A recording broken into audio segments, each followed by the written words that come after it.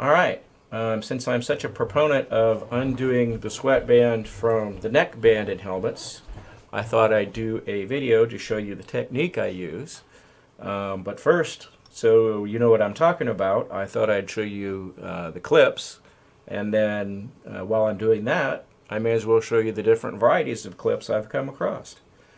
These are the five different kinds of clips I've encountered. This is the earliest. This came with a double wire loop sweatband, but I replaced it with the next style for reasons that will become obvious when I show you.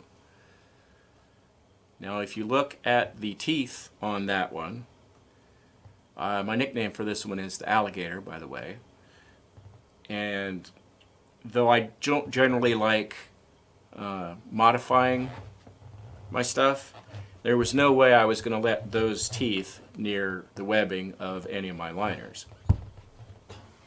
So that's the first style I've encountered, and I'm in no way saying this is all that's out there. These are just the ones that I've encountered. Here's the second style I encountered, which is more like what we associate with. The only real difference being is, notice this lower part right here is completely flat. It does have the stampings in the side for rigidity, and the teeth, instead of being, you know, stamped in there and folded over, they're just folded over from the edge. Apparently though, my guess is that this gave GIs a little trouble manipulating, because then they added this is the style you'll see most often, where it's got sort of a little knuckle added here that allows you to get more purchase when you close it, and helps a little bit in opening it. Now the olive drab ones are what's associated with World War II and up into the early part of the Korean conflict, which I suspect they were reusing clips left over from World War II, because then it transitions to all black clips during the Korean War, and that's what's known up through the end of the run of the M1 helmet. This is pretty much just like the olive drab one, it's just black and has teeth. Now up until the late 50s, they were like the World War II ones where they all had teeth.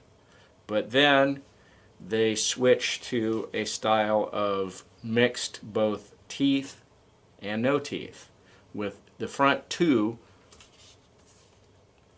that connect to the front part of the webbing having teeth, but then the other four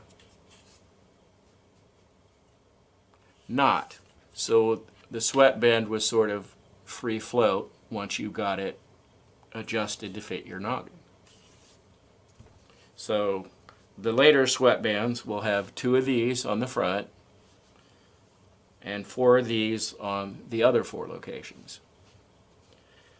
And if you do have one clip that is particularly stiff when you're getting it unclipped, once you get it unclipped, I've used this to adjust it a little bit so it's a little bit easier to manipulate.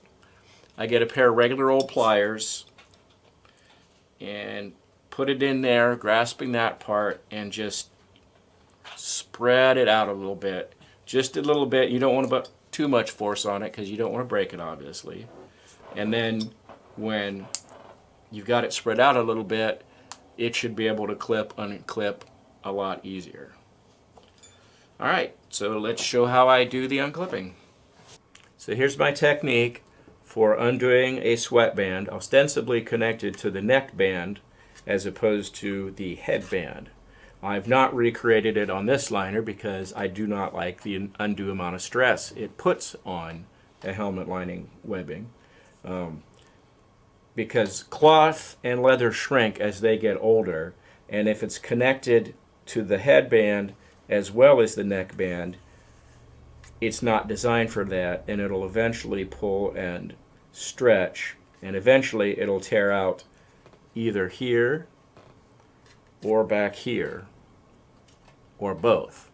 and as the picture I will show will illustrate.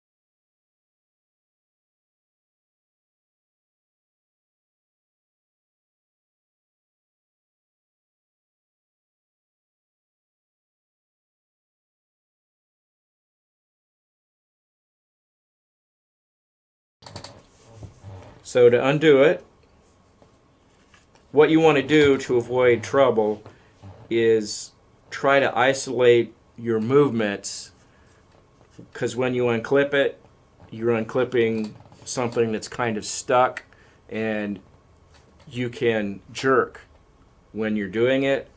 And I've learned this the hard way. You can tear webbing when you do that if it's old and kind of fragile.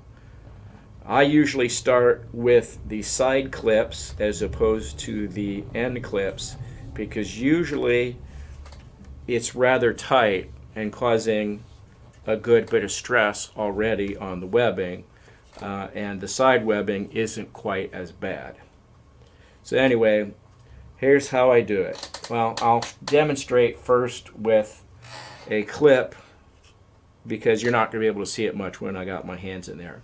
But what you're doing is you're holding it steady with your one hand, and you're coming up underneath. This is if the clips are clipped towards the top of the liner like they're supposed to be. Some guys clipped them the other way around. You know, GIs are very individual, so it could be the other way. But you'll find most of them clipped facing the top of the liner like this.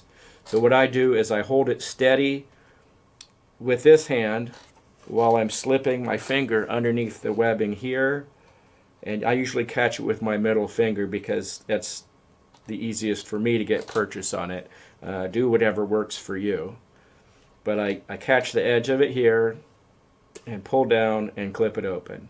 And not all of them will open as easy as this clip did.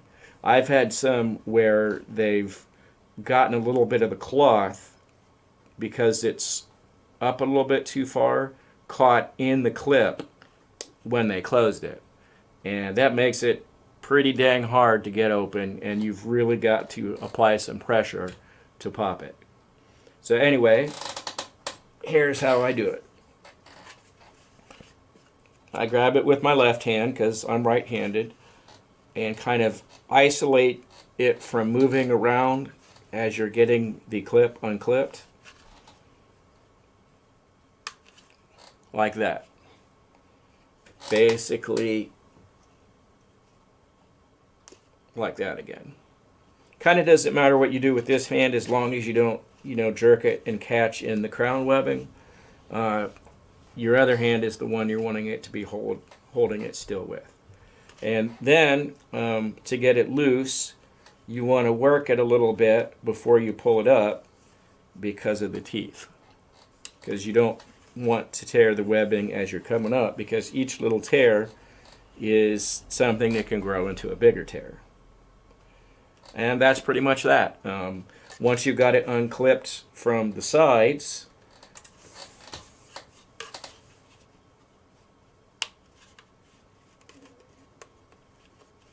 you can then do the front or the neck band, whichever is the neck band is probably a little bit easier to get at because it's up a little higher and there's a little more room under here to get your fingers than there is here. But whatever works for you.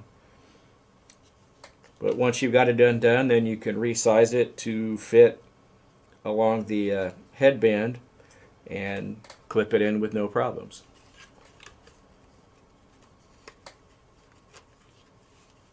Oh, and when you do reclipping it, you do want to be careful that you don't catch any of the webbing in the clip itself, because you never know who's going to be unclipping it or looking at it in the future, and you don't want to make it harder than it needs to be. Alright, so that was that. Now, while I've got a liner here ready to go, I may as well show you another little technique I use. If the liner is stuck in the helmet or kind of hanging up a little bit, you don't want to just obviously grab the webbing and pull it out, because that could create some very bad damage to it and make you a very sad collector. So what I've come up with to do is I take my forefinger here, this edge right here, and put it up underneath the webbing and the A washer in the front, where you can get a little leverage. And like I say, be careful you don't put pressure on the webbing to tear it when you're pulling up. You want to have it slid pretty well underneath there. So once you get it under there, you just pull up and apply pressure like that. And sometimes it'll come loose, sometimes they're stuck even tighter in there. If it's that much tighter that you can't get it up a little bit by this technique, you might just want to consider leaving it there. But that's just up to you. Now, you notice with this one, due to manufacturing variances and it being a fixed bail, I've got it up a little bit, but now it's kind of caught on the bails. So you don't want to just keep yanking it up. You want to work the edge past the bails, and then it should come out easily. Now, by the way, that's a nice marked liner. I'll have to do a video on that one of these days. You don't have to worry about marked liners in the helmet too much, because the main point of contact is along this contour here, which hits the liner pretty much along the edge here. So any markings up above that are not going to be in contact with the inside of the shell. And for those of you who are wondering, the lot number on this shell is 121A. And yes, I've removed a little bit of paint via paint remover, not sanding it down, so I could see what it was, because it's very lightly stamped. And if you notice, there's already quite a bit of paint missing from the inside of the liner, and this is not for me. This was like this when I got it. In fact, I cleaned this up and did some rust treatment to it to keep it from rusting further. So frankly, when there's this much paint missing from the inside and it's been repainted over and over again, honestly, what does a little bit of more paint missing off the front here so you can read the lot number matter? Anyway, it's your helmet, your preferences. Do it the way you want to. But there it is. The sweatband undone and redone properly, and the liner out of the helmet. So, there you go.